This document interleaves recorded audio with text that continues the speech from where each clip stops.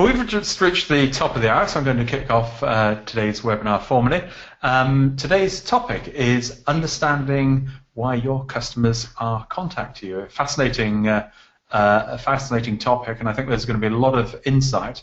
And this isn't just sort of the high level, but also looking at what is driving customers to contact you, looking at some of the psychological impact, and then what we can do once we've identified that type of contact. So I'm delighted to welcome to you our panel of speakers. Delighted to welcome Colin Shaw from Beyond Philosophy. Colin, welcome. Thank you. You're dialing in from Singapore. Perhaps you could explain a little bit about what Beyond Philosophy does as an organisation. Yeah, sure. So Beyond Philosophy, we effectively do three things in life. We do consultancy work on customer experience. We do training and education, various different online training and courses. And we also do some specialised research. And we've been doing that since 2002. Wonderful. Also delighted to welcome Peter Masih from Bud. Peter, you've been on a large number of our webinars over the years. If anyone is unfamiliar with Bud, I can't imagine there's too many of them. Do you want to give a pen portrait of some of the things you're doing? Yeah, I mean, basically, two ends of the spectrum. One is we've been implementing Amazon's very successful model for what's called best services, no service, as in no need for service, which echoes the conversation you've just been having. And at the other end of the scale, personally, I like to do anything that's not been done before. So I love experimenting with new ideas, and that's not always for commercial gain. Quite often we're doing those kind of things pro bono, and we have a group of about 100 professionals who undertake pro bono work voluntarily, and that's great fun as well. Excellent. We're also joined from Ipswich by Paul White from MPL Systems. Paul, if people aren't familiar with MPL Systems, what sorts of things do you do? Hi there, John T. Yes, great to be on your webinar today. MPL Systems, we're one of the leading suppliers of call and contact center technology. We were very proud to have won your UK Contact Center Product of the Year award the year before last, John T. And we were also named as the most visionary vendor in Western Europe by our friends at Gartner last year. So hopefully more and more people are getting to know about us. Some very great, very honours there from industry publications. So here's the agenda. Peter Masih is going to be looking at why your customers are contacting you. We'll be doing our usual questions and answers and tips from the audience. And Colin Shaw will be looking at how to unlock the customer experience. And then we'll be, as a panel, all taking your questions and so forth. If you're not already logged into the chat room, it's callcenterhelper.com/chat, and if you want to download the webinar slides, you can do that through the link there. We've got quite a large number of people already logged in. What I'd like to do is I would like to start off with a poll, and the poll question I'd like to ask you now is, what do you believe is the best way to understand why customers are contacting you? Do you think it is through the phone line that they called in on, or perhaps the button on the IVR system that they pressed? Do you think it is the reason code in your customer management system or in your knowledge management system, so entering a reason code on a box on your system? Do you think it's understanding through customer surveys? Do you think it's through asking your agents? Or do you think the best way to understand why customers are calling is listening to calls? So if you'd just like to vote on one of those options there. If you think there's an option that we've missed, if you'd like to just put that up onto the system there. Let's just close the results, and let's share them up on the screen.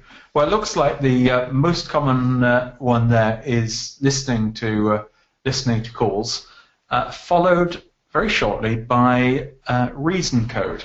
So I think that's quite fascinating. We have 21% believe by asking agents, 15% customer surveys, and only 3% the phone line or the option that people pressed. Though I see that very heavily featured in a lot of reports I see as I visit contact centres. Peter, what's your take on this? I think I'll talk a little bit more about it later on, but I think one of the things here is that it doesn't matter too much about the accuracy of the codes that you are looking at, but it does matter a lot about the way you codify, and I'll talk about the best ways to do that. What's interesting is it's almost like a level of maturity, that what you find quite often is that businesses who are less mature in understanding their customer contact will quite often be using many different methods at once. And it takes a little while for people to refine what data is actually practical for them to use. And we'll talk a little bit more about that later. Okay, yeah, and what I just want to do now is I'd like to drill down a little bit more detail, which is to ask you how you collect the reason codes, because that was the second most common option. So if you are collecting reason codes on your system, do you do that through a reason code in your CRM or customer management system? Do you put a reason code into your knowledge base? Do you pen it out on paper? Do you, so for instance, 4-bar gate, or 5-bar gate, do you have a reason code on an internal system, or have you got any other method of putting a reason code in there? So let's just share the results here, and it looks like the most common reason is putting a reason code into a CRM system, followed by putting it into an internal system. So quite a low number in the knowledge base, 6% on paper, and 3% do it in another way. Gemma says, I've inherited a free format system for reason codes, and as it's frustratingly hard to gain accurate information in there. So John, if I may comment, I think one of the other things as well is that we are starting to see now is that people are taking the reason codes from the knowledge management system rather than putting them in.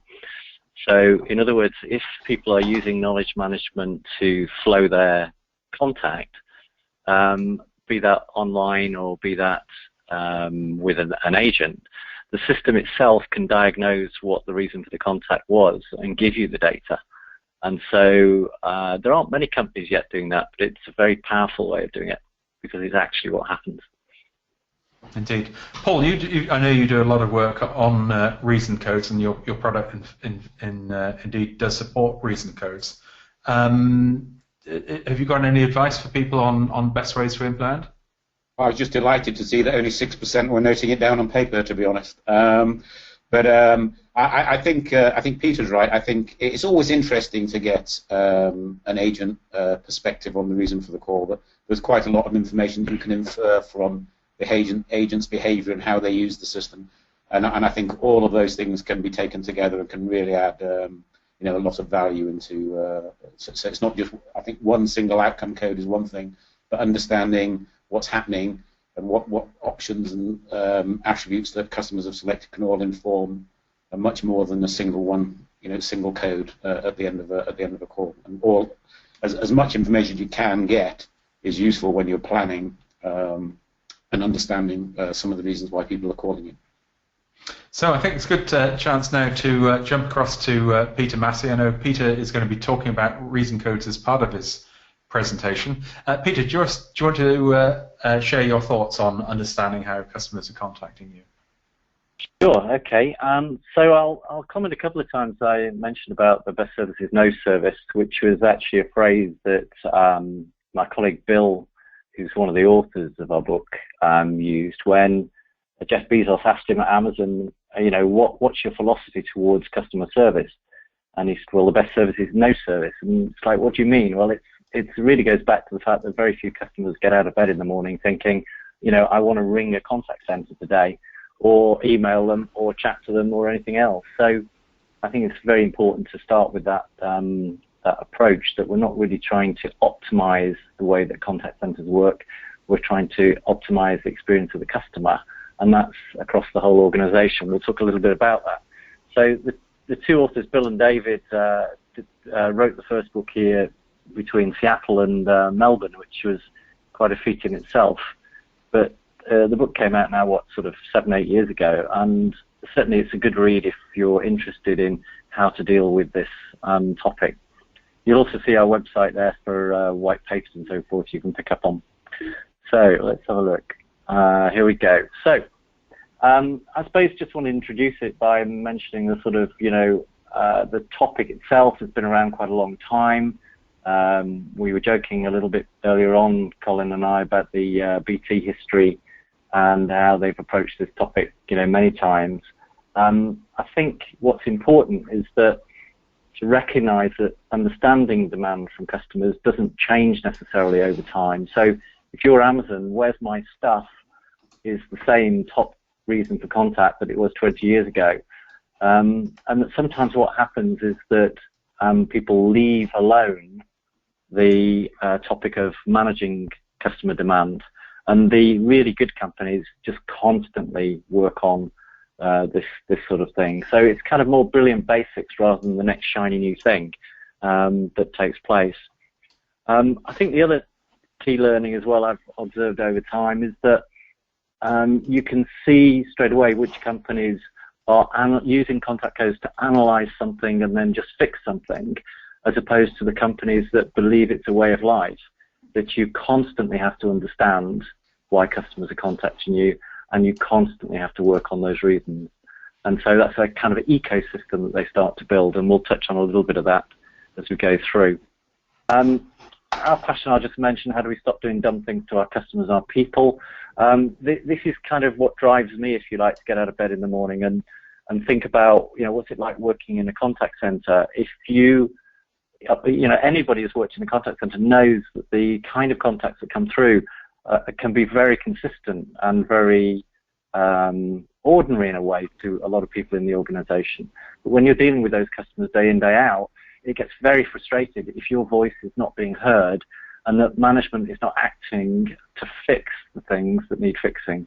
So whether that's, in this case here, an insurance company that sent me 10 letters for 0 bills on the same day, if these problems are not fixed by the rest of the team in the company, then the contact center can be a very frustrating place to work. And it goes without saying what that means to customers. So lots of different businesses you'll recognise work within the UK as well as overseas. Just wanted to start then really with the problem of complexity. And I think many of us will recognise these kind of issues here, lots of process re-engineering going on, lots of moving parts, customers who behave one way today, another way tomorrow, and lots and lots of data flying around. So the complexity of programs seems to be something that doesn't go away. A lot of people try to do very complicated things, and I think the difficulty can be that if we're not careful, we get into this, what's the customer's version of what's going on, and what's the sort of overanalyzed business view of what's going on, or indeed a subjective view. This happened to my grandmother, therefore it's true, can often happen, in a board discussion. So it's quite important to be able to take different perspectives from both what the business needs and what the customer needs, and combine those and get one view of the truth. I would never say anything is true necessarily, but at least having an agreed view of what the truth is part of it. So how can we simplify and get that view? Now, the philosophy that we espouse is that your customers and your frontline staff actually know many of the answers. And any of you who work in contact centers will know management by walking around the floor, or if you're a consultant, you'll go in and you'll talk to people who take the calls all day long, or answer the emails, or take the chat calls, and they can tell you pretty quickly what the main themes are that are taking place. The difficulty is you've got to be systematic about this, and you've got to do it over time. So I think it's quite important then to develop the idea of how we can use what the customers and the frontline staff know. But if you find that you're in meetings with, tons of data flying around, lots of different things, lots of moving parts, 3-year transformation programs, God forbid them, and so forth, then something is missing, and it's often this point, this belief that the customers and the frontline staff actually know what's going on. And going back sort of over 10 years ago now, we did quite a lot of research into starting off with 100 things you can learn from First Direct. The alumni at First Direct asked us to take a look and interview various people and have a look at what was going on. Why is it so good? And we did a whole series of these with Amazon, eBay, Disney, and so forth. And this is the loop that we saw inside these businesses that were very successful. You could see that they believed in what customers and frontline staff knew. Their change programs were geared up to address those points, and they were to deliver changes in the way that things operated, such that the customer and the frontline staff could see the difference. And it's quite an interesting way to do a diagnosis of your own business, is to have a look at this loop, and have a look particularly at the arrows. Do they join up? Because this is not additive. If you do lots of good work around listening to customer and frontline, do lots of good change programs, and do lots of optimizing your operations, it doesn't necessarily add up to a better customer experience unless those arrows join up. Unless you can see a virtuous circle occurring, you get a zero result. And so it's very interesting when you start to look at businesses and see what that looks like. Is that enough for a strategy? Just knowing what your customers and your frontline know and being able to optimize towards it? Well, for a lot of utility businesses, you know, if your customer segment sees you as a utility, that could be a phone company, it could be something they use every day, then that can be enough. If you're operating in a business where emotional engagement and all that marketing effort is going into loyalty and word of mouth and so forth, it's one of the things that needs to be done so that those positive efforts can work. So it's not necessarily enough for the whole strategy, but if you're in the situation where there are still things to be sorted for customers, it can be a very strong strategy, and it can then leave room for the positive feelings that are required from a brand. So just a very quick look at the principles that are in Best Services, No Service, and you'll see on there, number one, challenging customer demand for service, eliminating dumb contacts, well, I'll take a look at that in a second, creating engaging self-service. These are all, in a way, motherhood and apple pie. It's the way that they're done, which is really, really important. But again, a good checklist to have a look at and say, where are you on this journey? Have you started understanding and challenging customer demand? Where have you got to on eliminating the dumb contacts? How far have you gone on creating the engaging self-service? How far have you gone in being proactive? And so on and so forth. This will take you on a journey. Okay, so another key point I think that we have to take on board, and this is particularly true if you work in the contact center, is that the contact center doesn't create the contact for the most part. So if you've got repeat calls, if you've got calls where you're not getting resolution, sometimes that can be down to things that the contact center can control. But we find in nearly all the diagnoses we do that most of the reasons for contact lie outside of the contact center. And I think it's a really important point here is to decide how much of your effort you put into optimizing the way you run your contact. And in contact, you know, it might not just look like a traditional, you know, 400-man contact center. This could be lots of people working remotely, knowledge workers working online, so on and so forth. But how is that contact being handled? Are you optimizing what those people do, or are you working out into the business in order to change things? So who did cause the contact, and can they? I don't know. Look, to what we're going to have to look at. So let's start with a sort of practical step then. I think, you know, our learning, we've tried many different ways, but we found very early on that this factor of using the customer's words is very, very important. And I'll use the illustration here of some work we did for the Cabinet Office. The Cabinet Office asked us to look at the 5 main departments who handle contact. And of course, the first thing they all said to us is our department is very different from their department. HMRC is very different from DVLA or whatever. Our agency is very different from theirs. So, you know, VAT is very different from national insurance or whatever it may be. And everybody believes that what they do is very complex, and it's always more complex than somebody else. But actually what we found is that if you sit a bunch of people down in a room and ask them, you know, what do customers actually say? What are the words they use when they come through on email, letter, phone, in the store? these are the sorts of things they say, very simplifying thoughts. I don't understand your letter, where's my money, how do I, etc., etc. And very quickly you can get groups of people who think everything's very different to start looking through some simplified views of what the customer's asking for, and that can bring people together around the problems that are there. And culturally, this starts to change things, because anybody from the contact center will recognize the phrases. The more management layers and the more people in the board recognize these layers, the easier it is to do.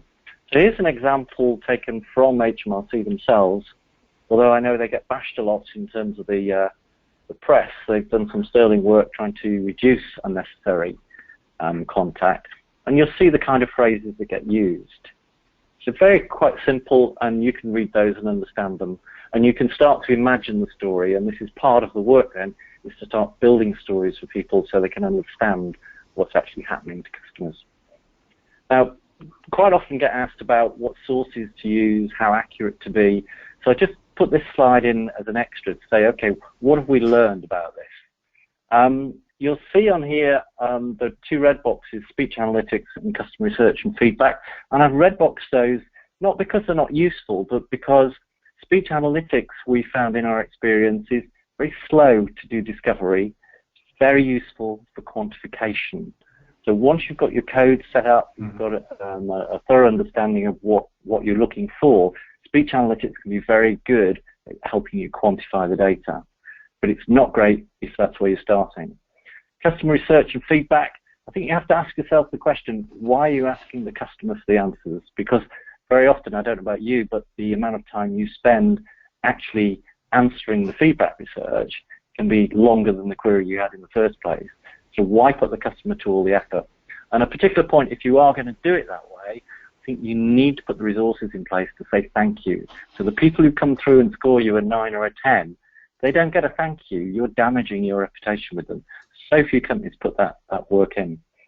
I've put in yellow complaints because most of you who handle regulated complaints will be doing root cause analysis and will be codifying complaints anyway, and it's very useful to bring that into the frame. But for us, the most useful is the frontline insight that they can give about customers. I put in there tick boxes and sampling. You can play around with that if you've not started, but if you've got a more systematic approach to the way frontline information is provided, then there's a couple of critical benefits. One is that the frontline feel listened to, and that changes their motivation, it changes their ability, and it changes the job they're in, which is not just to answer the calls, but to find out why the calls are occurring. And of course, they are a free resource in the sense of asking questions. So if you've got research to do, you can start to drill, why is that happening to a customer? You can start to do some of the work that would otherwise become a project. And let's face it, if you're working in a contact center, it's raining projects at you the whole time. So the more you can take control of this and provide answers rather than having projects done to you to analyze what's going on, the better that can be. Okay, so if we've got some codes, here's an example from a financial services company. You'll see that hopefully most of these are in the word customer. These are actually at what we would call a first layer, first level. Sometimes you might need the second level of query. So, you know, where's my statement? Where's my statement might have a couple of particular reasons why that's the case. So problems with the post, or you know, failed computer runs. So there may be secondary reasons that you track. But at this top level, we want to first of all work out a little bit more detail than waste or failure demand, as people call it, and what's valuable. And we do this by looking at the irritant to the company, the value to the company and customer. And you can start to look at where would you use your people, where would you try to not improve but eliminate root cause. And the other two corners, simplification and automation, they're very important. A lot of people we find are trying to automate things which have no value to the customer, and that generally will fail. So it's very important to work this out. The simplification corner, again, quite often applies to regulatory letters, things which you're forced to do that you wouldn't necessarily want to do to a customer, but you've got to do them. So very interesting to find the size of the prize, and this is where you can start to use some of your data and start to get some relative accuracy. You don't want it to be wholly accurate, because let's face it, the coding that you have done will, if you reach 80% accuracy when you sample those calls and listen to how they've been coded, if you reach 80% accuracy, you're doing very well. So let's not get overly hung up about the detail. The point this, point that, and the other may be a little arbitrary in that sense. And then we've got to drive some action. So in this case, this is using a skyline technique, or a dashboard, which was used in Amazon. This one is applied to a utility. It's a generalized example of a utility. And what we're looking at here is, across the x-axis at the bottom, we're looking at reason codes. Across the top, we're looking at who the owners of those root causes of reason code are, and we're looking at what does it cost to do nothing. If we don't fix it, what are we spending anyway? And this gives us the case for action rather than having to justify something. So we can build up some relative models, start to build some dashboards, and start to look at what are we doing about things. So if we take the third skyscraper here, I'd like to give you a meter reading. You can see here some initiative has taken place, because the contact rate that's coming in is falling over time, over the short time, and that is the result of a project that's gone in. And that's the sign that your loop, that closed loop we talked about, is working. Because if you implement a project and there is no impact on the customer, you know that that arrow between the boxes is not working. So again, another example, this is a simplified version that HMRC used. And it's got an owner, it's got some weighting, and it's got the reason code, and it's got some volumes. So you don't have to do, artistic dashboards. You can do this quite simply if you need to, as long as you start to think about who the owners are. And this goes back to the theme we talked about before, about engaging the rest of the business. If you are in the contact center, then I think it's very important to start thinking about, how much time do you spend digging the hole versus how much time do you start engaging your colleagues to dig the hole with you. And this is something which I think a lot of contact center directors are very good at these days, is engagement of root cause owners around the business. And there's all science behind that we'll talk about another day. Again, using the HMRC example, these are the lessons that they brought out in a case study they presented with us around the work. And, getting the right data which stems from this contact categorization, engaging the front line because they understand the problems and using them as part of the solution, and then joining up, actually sharing the accountability around the organization. And it's that ownership which really starts to make a difference then to the levels of contact and motivation you can drive. And some, despite what the Daily Mail likes to say about what the tax man does, refusing taking calls, what's behind the scenes there is that in 2010 they took a 20% hit on the amount of manpower they had on the calls, and consequently they've done pretty well to survive as well as they did. But the sheer volumes that you can take out if you get these approaches working are quite high. So to wrap up, a few final thoughts. You've probably got a lot of categorization data. This is about how you detail it, how you use it, and make it worthwhile. The psychology of presenting the cost of not acting is quite interesting. It seems to drive a lot more activity. And being clear that the contact center can't stop the contact. I think that message, taking that message to your colleagues, and making sure you're not the whipping dog, is very, very important to success. So last point then, just making clear requests of peers outside the contact center. So when you put all that data together, you can go to people and say, look, this is what I would like you to do because this is the impact it's going to have. Take that there with the data. The light-hearted version here about holiday between Christmas and Easter. Just been a very clear request. Okay, so that's Jonty, back to you. Thank you very much indeed for that, Peter, and certainly some quite key lessons in there. Certainly some things like don't automate things that are of no value for the customer. Using customer words on your reason code I thought was very good there, and also about sharing accountability with the rest of the organisation. We're going to be doing some research over the course of the next 6 months, which we hope will end with a webinar on sharing accountability with the rest of our organisation. So if anyone in the audience has any experience on that, would be interesting to see that. We're now going to jump across and to the chat room, and we'll pop across to Rachel and see what comments have we got coming back in from the chat room. Hi, can you see my screen? We can indeed, yes.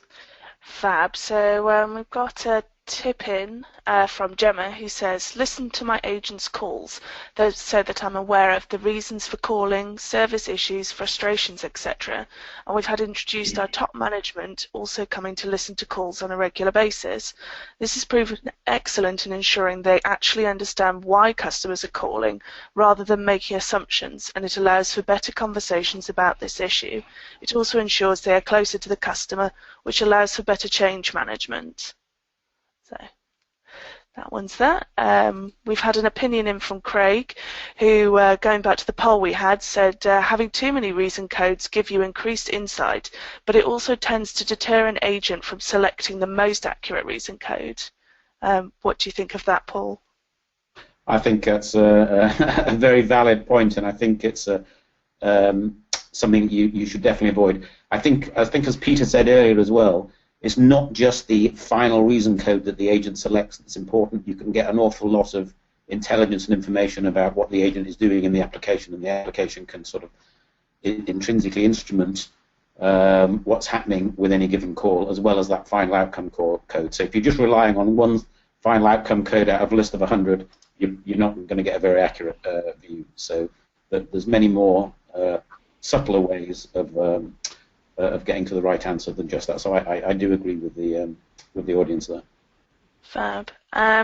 Laura's also sent in an opinion. She said, my old company used to send multiple letters in multiple envelopes at the same time to the same address.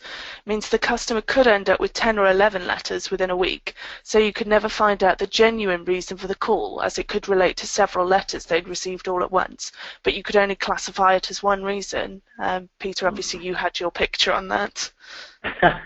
Did she work for Admiral? I don't know. But I think the thing is with that kind of thing is, again, this goes back to quite often you'll find in a call that the underlying driver is not one-dimensional, and so one has to use some judgment about the way that works. And so this goes back to the point about relative accuracy. It's not the end of the world if your data isn't wholly accurate, as long as it's driving the right behaviours around the biggest problems. Yeah. Fab.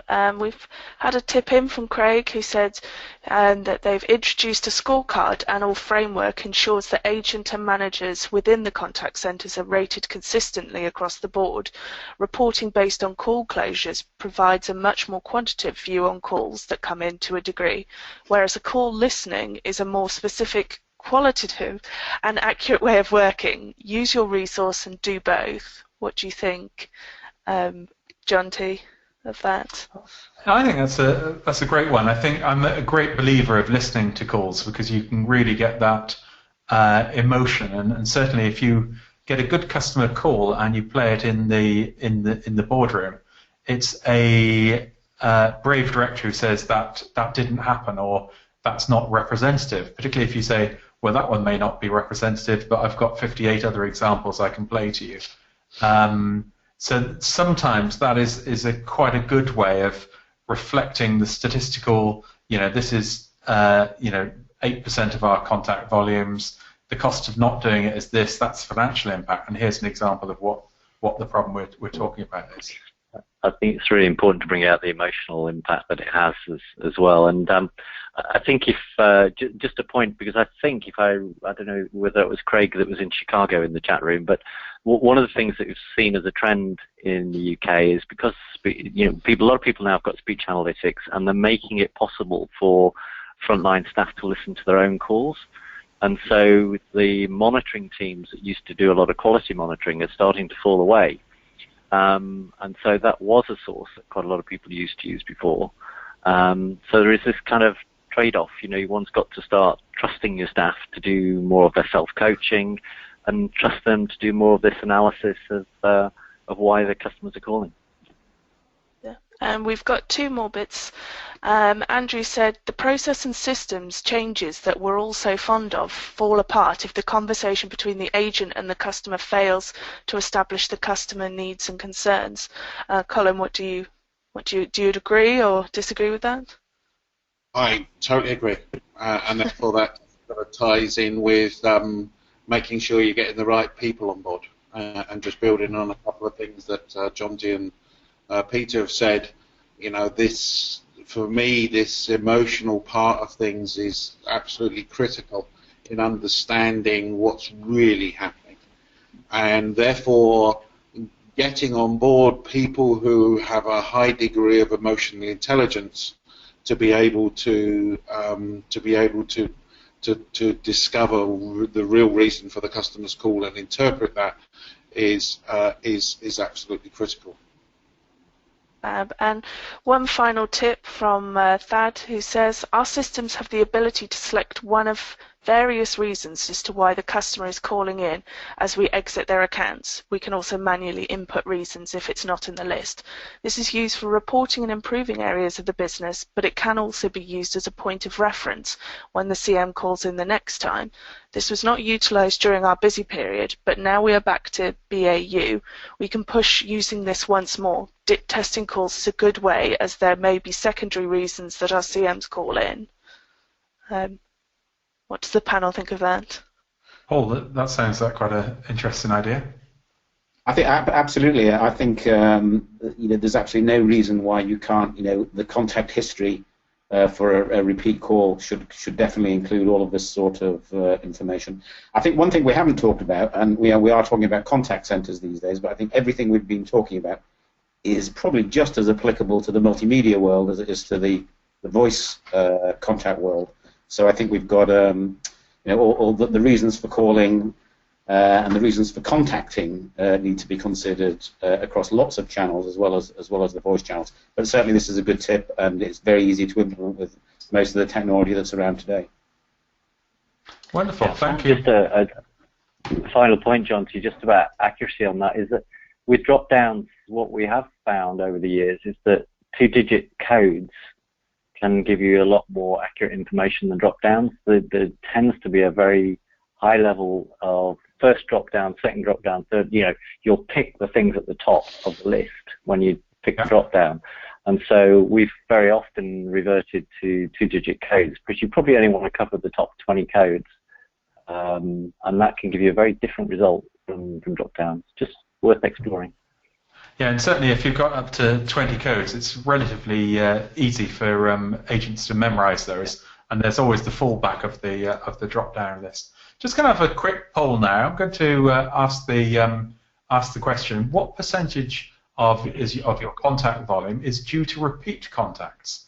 So this is where people have contacted you already and perhaps chasing up on a request or coming back to you. Is it 0 to 4%, 5 to 9%, 10 to 24%, 25 to 49%, or 50% plus? It'd be quite interesting to get a gauge on that. So I'd just like to vote. What percentage of your contact volumes are repeat contacts? So, Colin, I don't know if you get any guess which area you think it's likely to come in. You know what? I'm not exactly sure. I would have thought 10 to 24%. There you go. I'll have it when I'm wrong.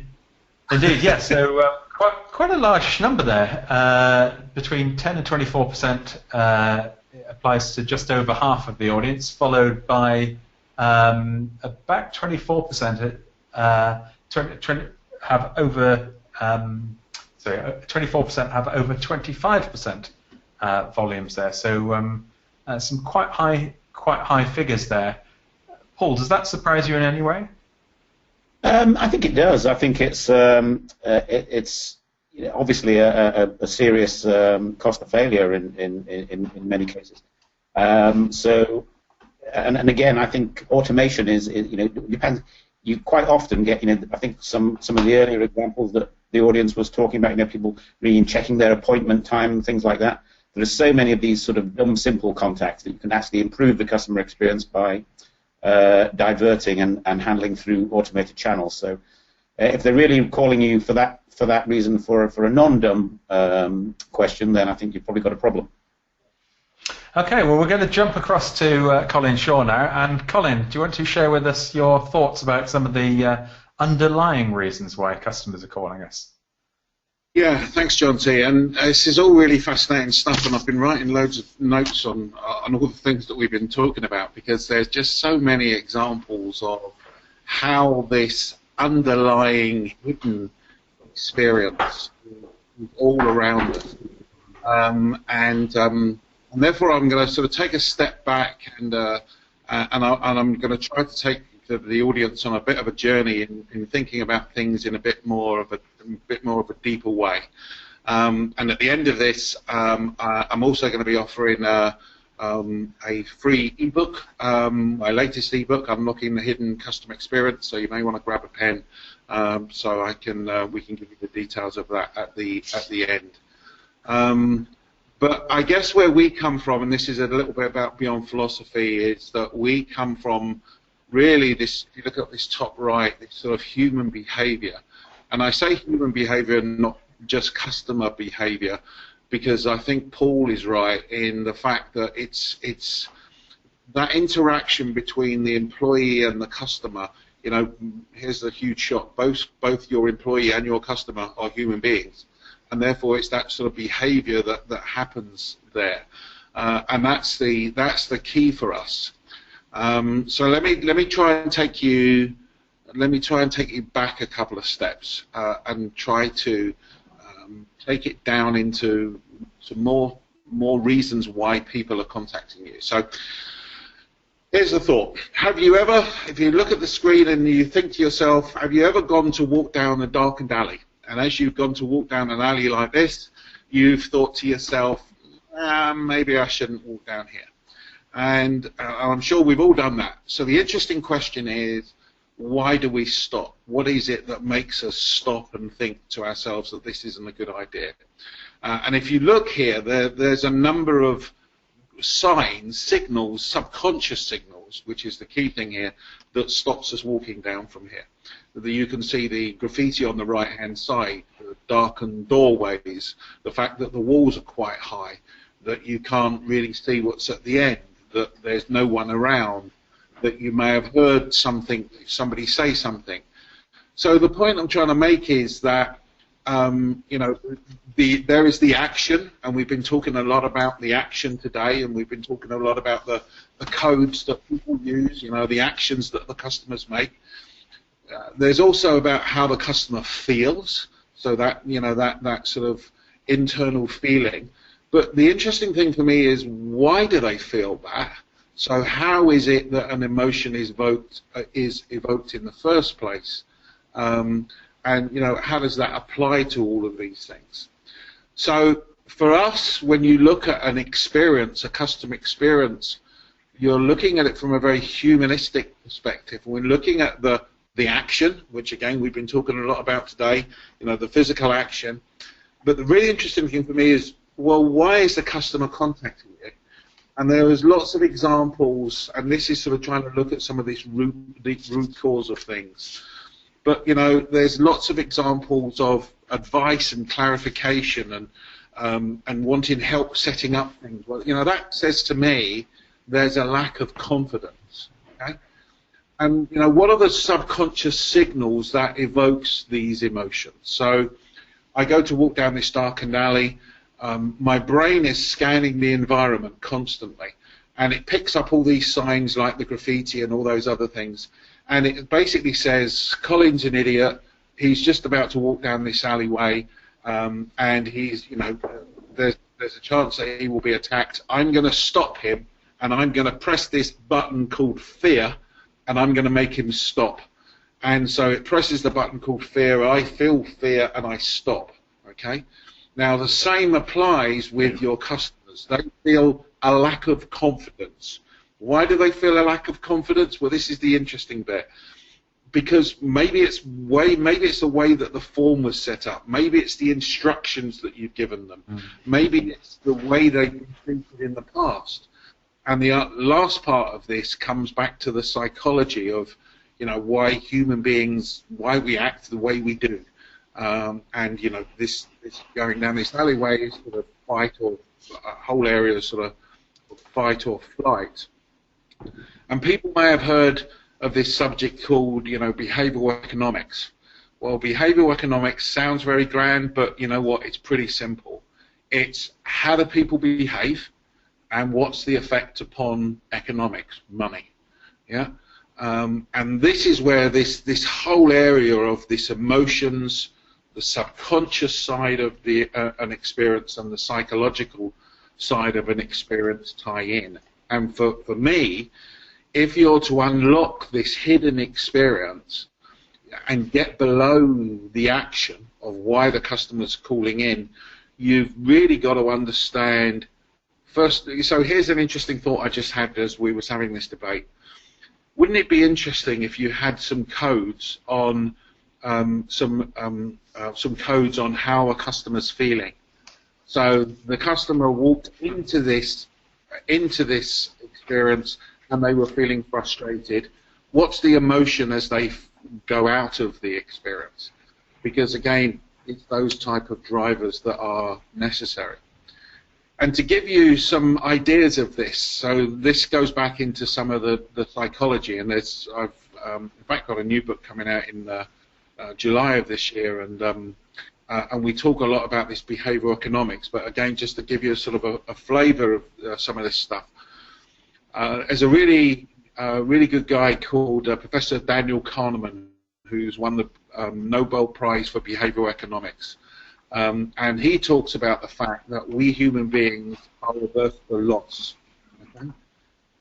And he basically says that if we were to do a bet, if I was to do a bet with you now, and I said that we were going to flick a coin, and coin comes down, if it's heads, I give you $50, and if it's tails, you give me $50.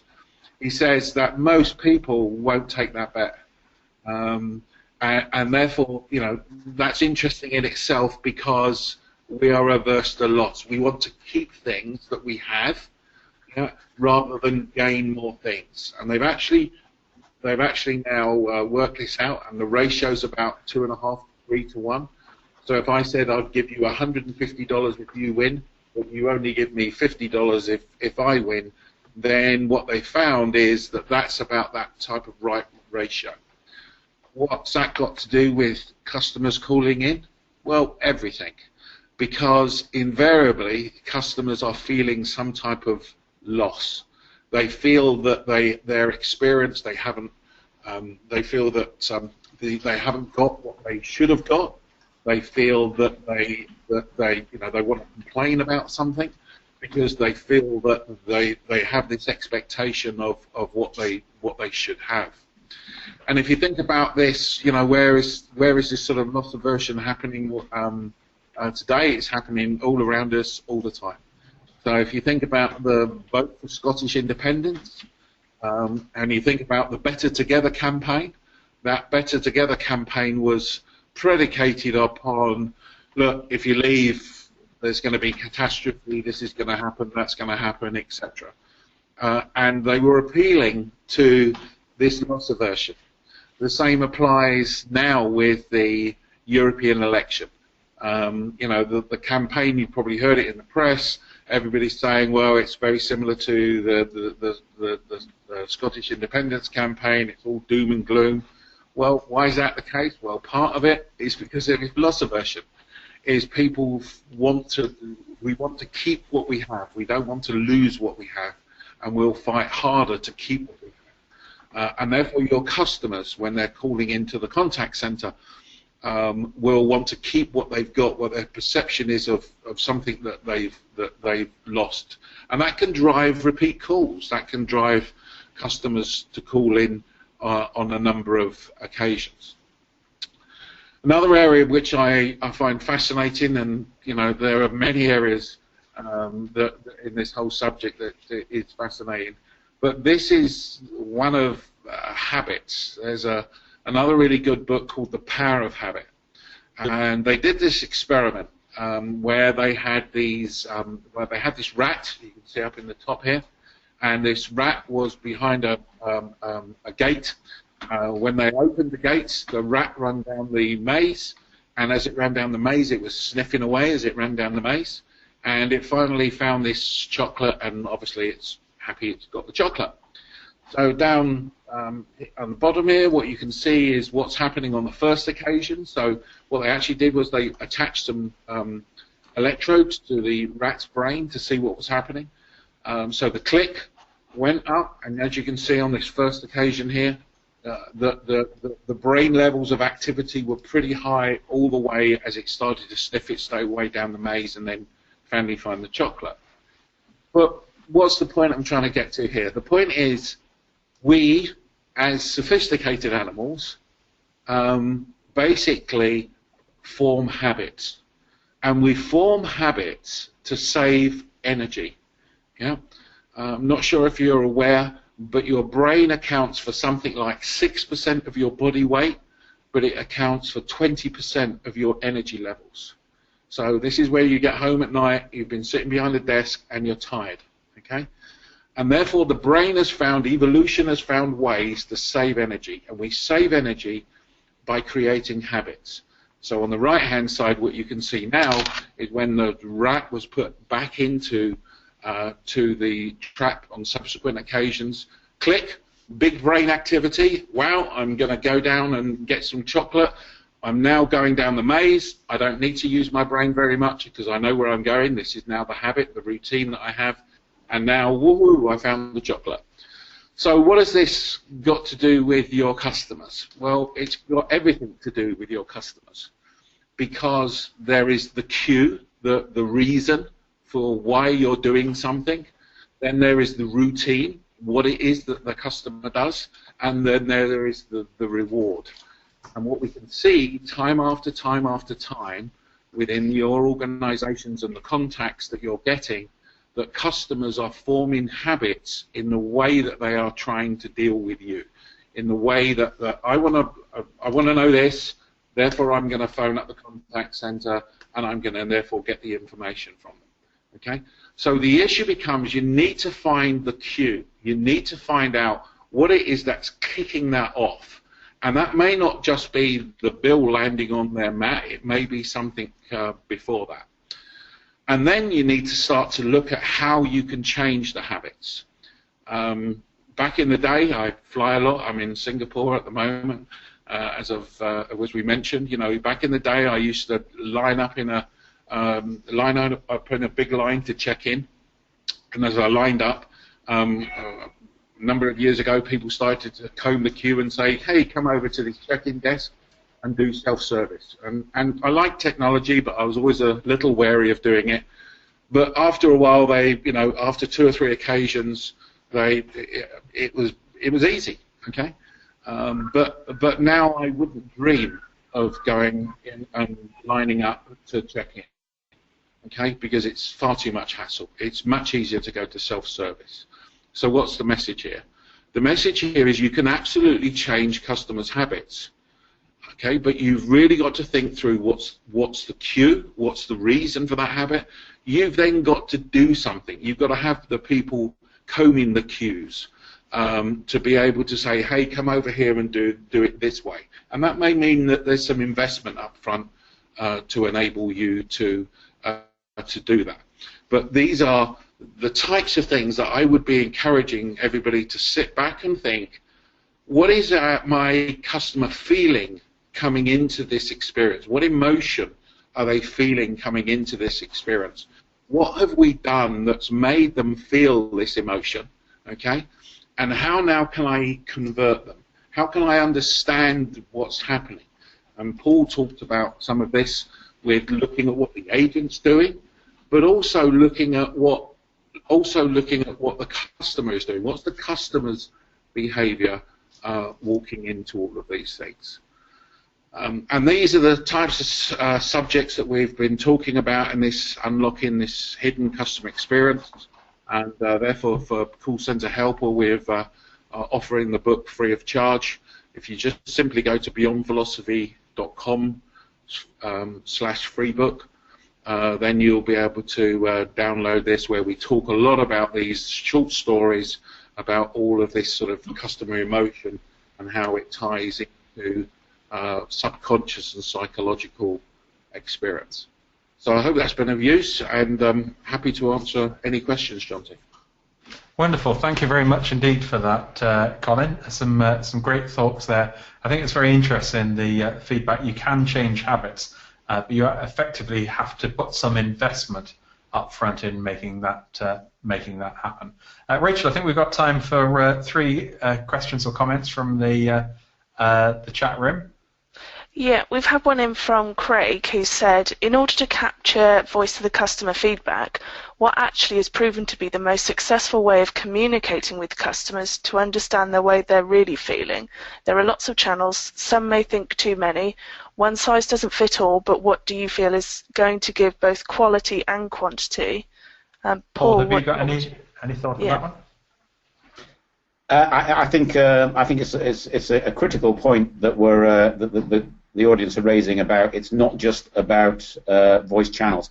Obviously, the sort of things that we talked about earlier with outcome codes and such like can apply to any channels and can be equally applied across voice, across chats, across email response.